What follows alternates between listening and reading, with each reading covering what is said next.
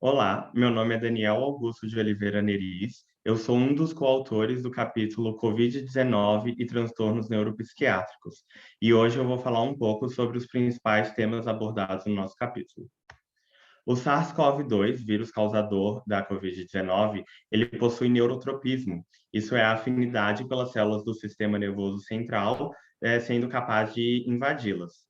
O vírus pode entrar no nosso cérebro por três vias diferentes. Ele pode atingir a mucosa olfatória, causando anosmia, então penetrar pelo nervo olfatório e alcançar o sistema nervoso central por via retrógrada.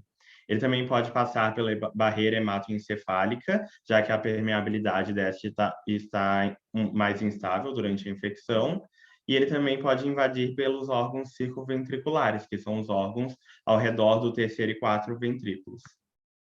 Essas imagens mostram as três vias, sendo que a via A é a via do nervo olfatório, a imagem B é a via dos órgãos circunventriculares e a imagem C é da barreira hematoencefálica. O vírus utiliza os receptores da enzima conversora de angiotensina 2, chamada de ECA2, como porta de entrada para as células.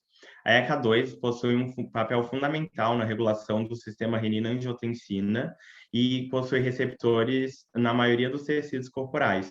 Isso corrobora com a gama de sintomas que ocorrem na COVID-19. A nível do sistema nervoso central, o coronavírus causa uma inflamação a partir de uma tempestade de citocinas que corresponde no aumento das interleucinas 1 beta, interleucina 10, interleucina 6 e do fator de necrose tumoral alfa. Ele também causa hipercoagulação, hipóxia, aumento da atividade simpática e reduz os níveis de serotonina. Também aumenta a resposta ao estresse, causando dano neuronal e níveis anormais de neurotransmissores. Então, como eu disse anteriormente, o COVID-19 causa um aumento das citocinas pró-inflamatórias e já se sabe que o aumento dessas citocinas também compõe a fisiopatologia de transtornos mentais, como depressão, transtorno bipolar, psicose, toque, esquizofrenia e TEPT. Dessa forma, a inflamação crônica de baixo grau explicaria as sequelas psiquiátricas da COVID-19 e até o agravamento de transtornos mentais prévios. Assim, a gente aborda no nosso capítulo os distúrbios psiquiátricos associados à pandemia e também os distúrbios psiquiátricos associados diretamente à infecção pelo SARS-CoV-2. A pandemia gerou um impacto na saúde mental da população em geral muito forte. Pesquisas realizadas na China mostraram que 53,8% dos indivíduos tiveram um impacto de moderado a grave, com um aumento de sintomas de depressão, ansiedade, transtornos do sono, abuso de substâncias e transtorno do estresse pós-traumático. Diversos fatores de risco são considerados para o desenvolvimento desses sintomas, dentre eles ser do sexo feminino, possuir transtornos psiquiátricos prévios, isolamento social e medidas de contenção, medo de contrair a Covid-19, entre outros. Outro fator que é importante ressaltar é que, devido ao aumento de confinamento domiciliar, muitas mulheres e crianças tiveram um aumento em situações de abuso e violência dentro de suas casas. Os profissionais da saúde que trabalharam na linha de frente de combate à Covid-19, eles foram expostos diariamente a situações traumáticas. Isso levou a um aumento da prevalência de sintomas de depressão, ansiedade e insônia nos profissionais de saúde chineses. Dentre eles, as enfermeiras foram identificadas como o grupo de maior vulnerabilidade. Nessa população também foi encontrado o burnout, que é a síndrome do estresse de trabalho excessiva e exaustão decorrente de carga.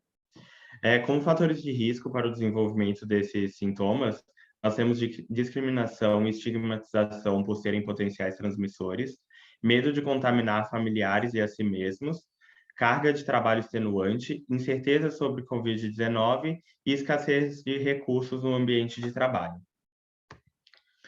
Pessoas infectadas pela Covid-19 e seus familiares foram expostas a uma situação ainda mais estressante que a população em geral. Isso gerou um aumento da prevalência de distúrbios psiquiátricos, principalmente pelo medo do adoecimento.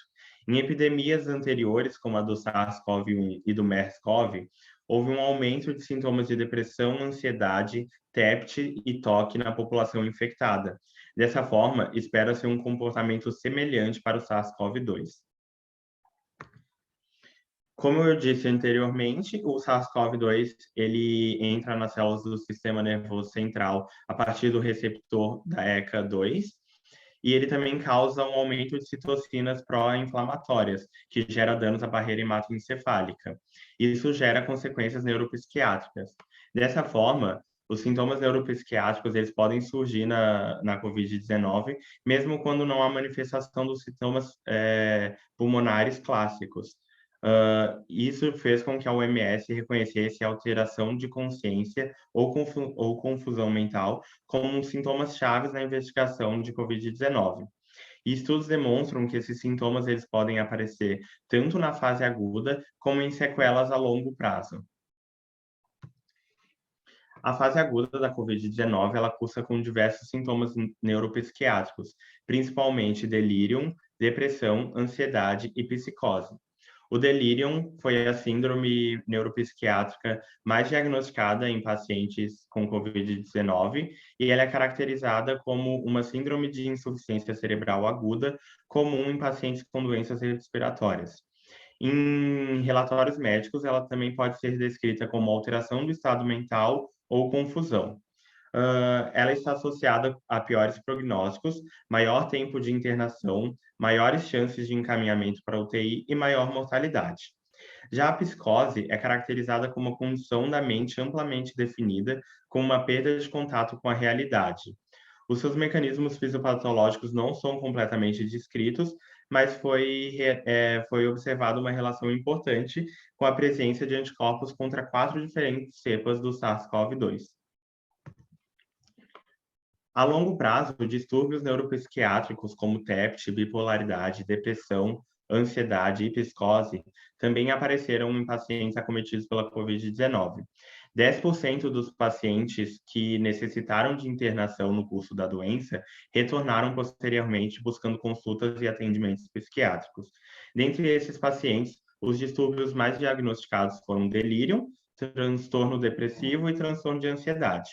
3 meses após a infecção, cerca de 18 pacientes com Covid-19 foram diagnosticados com patologias psiquiátricas e cerca de 6% desses obtiveram um novo diagnóstico psiquiátrico. Ainda, portadores de doenças psiquiátricas pré-existentes possuem um risco aumentado em 65% de contrair a Covid-19. A infecção pelo SARS-CoV-2 ela pode interagir com transtornos psiquiátricos pré-existentes e também com os fármacos utilizados no tratamento destes. Os medicamentos psiquiátricos eles possuem um mecanismo de ação anti-inflamatório que diminui a resposta imune e pode ocasionar uma maior suscetibilidade a contrair o vírus. Dessa forma, um sistema imunológico cronicamente desregulado e o comprometimento cognitivo podem ser fatores de risco para a COVID-19. Na literatura, nós conseguimos encontrar que pacientes com transtornos mentais prévios que foram infectados pelo SARS-CoV-2 tiveram uma piora dos sintomas psiquiátricos, mas não houve uma comprovação de que esses transtornos mentais poderiam aumentar o risco de COVID-19 e vice-versa. Por fim, no início da pandemia, diversas hipóteses foram levantadas sobre medicamentos que poderiam ser utilizados para o tratamento da COVID-19.